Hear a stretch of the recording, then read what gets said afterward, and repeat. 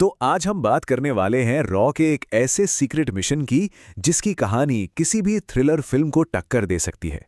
ये दास्तान है ऑपरेशन वुल्फंट की, एक ऐसा जबरदस्त जाल जिसे बिछाया गया था हिंदुस्तान की जमीन को खून से लाल होने से बचाने के लिए। पूरी कहानी की शुरुआत होती है बस इस एक लाइन से। अब सुनने में तो ये बिल्कुल आम सी बात लगती है ना? लेकिन रॉ के लिए ये एक कोड था, एक ऐसा कोड जिसमें दिल्ली पर एक बहुत बड़े, बहुत ही भयानक आतंकी हमले की साजिश छिपी हुई थी। और जैसे ही ये कोड क्रैक हुआ, एक सीक्रेट जंग का आगाज हो गया। तो चलिए कहानी की शुरुआत में चलते हैं। तारीख थी 12 अप्रैल 2017 और जगह थी अफगानिस्तान। एक बंद कमरे में पाकिस्तान के खुफिया एजेंसी आईएसआई, तहरीक-ए-तालिबान और आईएसआईएस जैसे खतरनाक आतंकी संगठनों के टॉप लीडर्स की एक मीटिंग चल रही थी। और उनका मकसद सिर्फ एक, भारत में तबाही मचाना। अब देखिए, ये खुफिया जानकारी मिली कैसे? ये अपने आप में एक कमाल की कहानी है। जहां अफगानिस्तान ने आईएसआई और आतंकी संगठनों के टॉप कमांडर बैठे थे, वहीं पर मौजूद था रॉ का एक अंडरकवर एजेंट शाहिद। उसने बहुत ही होशियारी से 5 अफगानी नोटों कर एक सीक्रेट कोड लिखा और उसे कंधार में रॉ के एक डॉक्टर तक पहुंचा दिया, जो असल में एक स्लीपर एसेट था। और उसी डॉक्टर ने इस कोड को डिकोड किया। और जब वो मैसेज डिकोड हुआ तो उसका मतलब जानकर किसी के भी रोंगटे खड़े हो जाएं। इंटेल ये थी कि एक बेहद खतरनाक और हाईली ट्रेंड आतंकवादी एक स्टूडेंट का भेष धरकर दिल्ली में दाखिल हो चुका है। उसका मकसद था एक बड़ा हमला करना। लेकिन रॉ के पास कुछ भी नहीं था, ना उसका नाम, ना शक्ल, कोई भी जानकारी नहीं थी। इसी एक अधूरी जानकारी के साथ रॉ हेडक्वार्टर्स में ऑपरेशन वुल्फहंट को हरी झंडी दी गई। मिशन सुनने में ही नामुमकिन लग रहा था। सोचिए, दिल्ली में उस वक्त 15,000 से ज्यादा अफगानी छात्र पढ़ रहे थे और उनमें से एक आतंकवादी को ढूंढ निकालना, ये तो घास के ढेर में सुई ढूंढने से भी कहीं ज्यादा मुश्किल काम था। तो अब जांच का अगला पड़ाव शुरू हुआ। रॉ एजेंट्स के पास सच कहें तो कोई सुराग नहीं था, लेकिन जासूसी की दुनिया में अक्सर बड़े से बड़े ऑपरेशन की शुरुआत एक छोटे से शक से होती है। शक ये था कि अगर कोई इतना बड़ा हमला प्लान हो रहा है तो यकीनन कहीं ना कहीं से फंडिंग तो आ ही रही होगी। और यहीं एक छोटा सा धागा हाथ लगता है, सिर्फ $600। ये वो छोटी सी रकम थी जिसने इस पूरे ऑपरेशन का रुख ही मोड़ दिया। मार्च 2017 में अफगानिस्तान के एक छोटे से पहाड़ी गांव में ये $600 ट्रांसफर किए गए थे। जब रॉ की टेक्निकल टीम ने इसे ट्रैक किया तो मालूम चला कि ये पैसा दुबई में रजिस्टर्ड एक शेल कंपनी से आया था। तो अब रॉ ने दुबई में एक कमाल का, बिल्कुल फिल्मी स्टाइल में एक मिनी ऑपरेशन चलाया।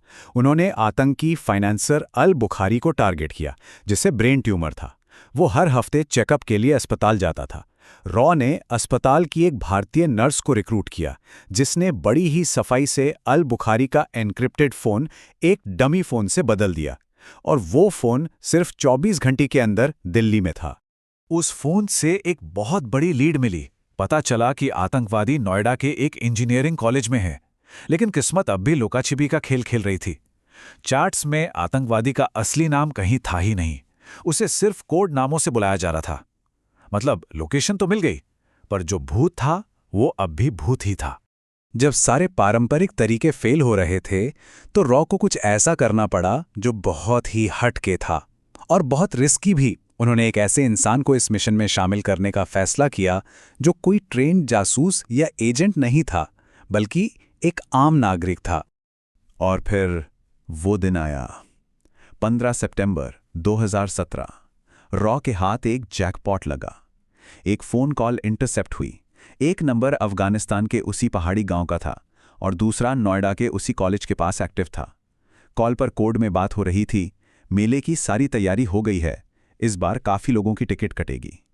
रॉ को पता चल गया, यही है वो आदमी। सिर्फ 15 मिनट के अंदर उस फोन नंबर की पूरी कुंडली निकाल ली गई। आतंकवादी का नाम था उज़ैर काफी। अब रॉ के पास उसकी तस्वीर, बैंक डिटेल्स, मतलब सब कुछ था। लेकिन कहानी में एक और ट्विस्ट था। उससे सीधे सीधे गिरफ्तार नहीं किया जा सकता था, क्योंकि उसके इरादों का कोई ठोस सबूत, कोई फिजिकल एविडेंस नहीं था। इसके बाद रॉ ने जो प्लान बनाया वो सुनने में पागलपन लग सकता था। प्लान था कि एक आम लड़के को उज़ैर से दोस्ती करने के लिए भेजा जाएगा। एक ऐसा लड़का जो उसके दिल में अपनी जगह बनाएगा और उसके नापाक इरादों का सबूत बाहर लाएगा। इस बेहद खतरनाक काम के लिए चुना गया सुहेल खान को, एक 23 साल का लड़का जो यूपीएससी इंटरव्यू में फेल होने के बाद निराश था। जब रॉ ने उसे इस मिशन के बारे में बताया तो देशभक्ति के जज्बे से भरे सुहेल ने बस एक ही बात कही, बताइए मुझे क्या करना है। और यहां से शुरू होता है ऑपरेशन वुल्फ हंट का फाइनल एक्ट, क्लाइमैक्स। सोहेल को उसी कॉलेज में एडमिशन दिलाया गया जहां उज़ैर था। अब सोहेल का काम था उज़ैर से दोस्ती बढ़ाना, उसका भरोसा जीतना और उसके अंदर के शैतान को बाहर निकालना। सोहेल ने उज़ैर का भरोसा जीतने के लिए दंगों का झूठा बदला लेने की एक कहानी गढ़ी। उसकी झूठी नफरत देखकर उज़ैर के अंदर का असली आतंकवादी जाग गया और उसने सोहेल से एक बॉम्ब का इंतजाम करने को कह दिया। बस मछली कांटे में फंस चुकी थी। रॉ का प्लान काम कर गया था। रॉ ने defence research and development organisation यानी डीआरडीओ से एक स्पेशल आरडीएक्स बॉम्ब बनवाया जो सोहेल ने उज़ैर को डिलीवर किया। जैसे ही सोहेल ने बॉम्ब वाला बैग उज़ैर को दिया और कमरे से बाहर निकला, दिल्ली पुलिस के ब्लैक कैट कमांडोज ने धावा बोल दिया। लेकिन उज़ैर एक ट्रेंड आतंकवादी था। उसने कमांडोज को देख लिया और एक पल की भी देरी किए बिना बॉम्ब के साथ बाथरूम की खिड़की तोड़कर भाग निकला। लाजपत नगर की भूलभुलैया जैसी तंग गलियों में एक खतरनाक चेज शुरू हुआ। उज़ैर दीवारों को फांदता हुआ भाग रहा था और कमांडोज उसके ठीक पीछे थे। आखिरकार काफी मशक्कत के बाद उसे एक अंडर कंस्ट्रक्शन घर में चारों तरफ से घेर लिया गया। जैसे ही कमांडो अंदर घुसे, उन्होंने देखा कि उज़ैर का अंगूठा बॉम्ब के डिटोनेटर पर है। वो चिल्ला रहा था, आगे मत बढ़ना वरना सब राख हो जाएगा। एक पल के लिए तो ऐसा लगा कि शायद सब कुछ खत्म हो गया। क्या ये इस ऑपरेशन का अंत था? उज़ैर को लगा कि अब बचने का कोई रास्ता नहीं है। उसने अपनी आंखें बंद की और बटन दबा दिया, पर कुछ नहीं हुआ।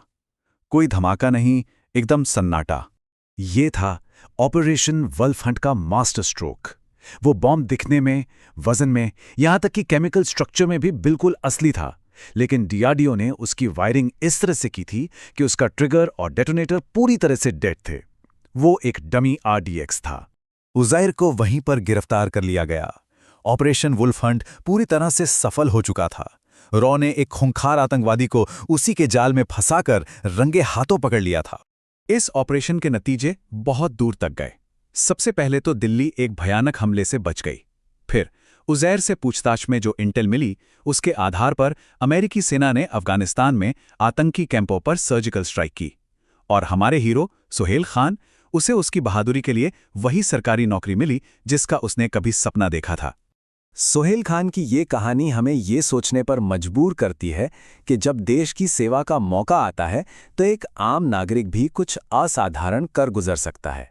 ये कहानी एक सवाल पीछे छोड़ जाती है, एक साधारण व्यक्ति में अपने देश के लिए कितना कुछ करने की क्षमता छिपी होती है।